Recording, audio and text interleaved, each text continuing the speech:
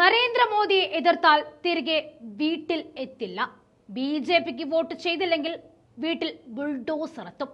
മോദിക്കെതിരെ documentary ഇറക്കിയാൽ ആ സ്ഥാപനം ഞങ്ങൾ പൂട്ടിക്കും. അങ്ങനെ ഭീഷണിയുടെ സ്വരം മാത്രമായി മാറിയിരിക്കുകയാണ് ബിജെപി. ഇതായിപ്പോൾ നാടുകടത്തൽ വരെ എത്തി നിൽക്കുന്നു. ബ്രിട്ടീഷ് ഭരണകാലത്ത് സ്വദേശാഭിമാനി രാമകൃഷ്ണപിള്ളയെ നാടുകടത്തിയതിനു ശേഷം നരേന്ദ്രമോദി സർക്കാർ വീണ്ടും ഒരു മാധ്യമ പ്രവർത്തകയെ നാടുകടത്തിയിരിക്കുന്നു. സർക്കാരിനെതിരെ പറയുന്നവന്റെ വാ കൊട്ടിയടക്കപ്പെടുന്ന രാജ്യമായി മാറി ഇന്ന് ഇന്ത്യ. വിദേശ മാധ്യമ പ്രവർത്തക Australian Broadcasting Corporation South Asia bureau chief Avani ദിയാസിന് കേന്ദ്രത്തെ വിമർശിച്ചു എന്ന ഒറ്റ കാരണത്താൽ ഇന്ത്യ വിടേണ്ടി വന്നു. ഫ്രഞ്ച് മാധ്യമ പ്രവർത്തക വെനേസ ഡെഗ്നാക്കിന് നിർബന്ധിതമായി രാജ്യം വിട്ടു പോകേണ്ടി വന്ന 2 മാസങ്ങൾക്ക് ശേഷമാണ് മറ്റൊരു വിദേശ മാധ്യമ പ്രവർത്തകയ്ക്കും സമാനമായ അനുഭവം ഉണ്ടായിരിക്കുന്നത് എന്ന് കൂടി ഓർക്കണം. മോദിയെ വിമർശിച്ചു എന്ന ഒറ്റ കാരണമാണ് ഇവരെ നാട് കടത്തിയതിന് പിന്നിൽ ഉള്ളത്. ജനാധിപത്യത്തിന്റെ മാതാവ് എന്ന് മോദി വിളിക്കുന്ന രാജ്യത്തിന്റെ തിരഞ്ഞെടുപ്പിന്റെ ആദ്യ ദിവസം തന്നെ ഞങ്ങൾ രാജ്യം വിട്ടു. ആവണി എക്സിൽ കുറിച്ചത് ഇങ്ങനെയായിരുന്നു. ലുക്കിംഗ് ഫോർ മോദി എന്ന തന്റെ ബ്രോഡ്കാസ്റ്റിംഗ് ലിങ്കും ആവണി എക്സിൽ പങ്കുവച്ചിട്ടുണ്ട്. കഴിഞ്ഞ വർഷം കാനഡയിൽ വെച്ച് മരിച്ച സിഖ് വിഘടനവാദി ഹർദീപ് സിംഗ് നിജാറിന്റെ കൊലപാതകവുമായി ബന്ധപ്പെട്ടുള്ള ഡോക്യുമെന്ററി ആയിരുന്നു ഇത്. ഇന്ത്യൻ മന്ത്രാലയത്തിൽ നിന്നും ഒരാൾ എന്നെ വിളിക്കുകയും വിസ കാലാവധി നീട്ടുന്നതിന്റെ അപേക്ഷ അനുവദിക്കില്ല എന്ന് അറിയിക്കുകയുമായിരുന്നു.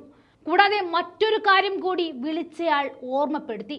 ആഴ്ചകൾക്കുള്ളിൽ രാജ്യം വിട്ടു പോകണമെന്നും പറഞ്ഞു. വിളിച്ചയാൾ മറ്റൊരു കാര്യം കൂടി പറഞ്ഞു, ഭീഷണിയുടെ സ്വരത്തിൽ, ആഴ്ചകൾക്കുള്ളിൽ രാജ്യം വിട്ടു പോകണമെന്ന്. വിളിച്ച ഉദ്യോഗസ്ഥൻ ഈ പോഡ്കാസ്റ്റ് റിപ്പോർട്ടിനെ കുറിച്ച് എടുത്തു പറഞ്ഞിരുന്നു എന്നും ആവണി പറയുന്നുണ്ട്. ഇവരുടെ 6 space and murder investigating India's Aligarh hit on fort soil എന്ന ഡോക്യുമെന്ററി പുറത്തിറങ്ങിയ പിറ്റേന്ന് വാർത്താ വിതരണ പ്രക്ഷേപണ മന്ത്രാലയത്തിന്റെ ഉത്തരവ് പ്രകാരം യൂട്യൂബ് അത് നീക്കം ചെയ്തു. ഗുജറാത്ത് കലാപത്തിന്റെ മോദിയുടെ പങ്കാരോപിക്കുന്ന ആവണിയുടെ പോഡ്കാസ്റ്റും നേരത്തെ കേന്ദ്ര സർക്കാർ നിരോധിച്ചിട്ടുണ്ട്. യൂട്യൂബിൽ ഇവയുടെ ലിങ്കുകൾ ഇപ്പോഴും പ്രവർത്തിക്കുന്നില്ല. അവരുടെ വാക്കുകൾ ഇങ്ങനെയായിരുന്നു: വിദേശ മാധ്യമ പ്രവർത്തക എന്ന നിലയിൽ എനിക്ക് പ്രശ്നമുണ്ടാകില്ല എന്നാണ് കരുതിയത്.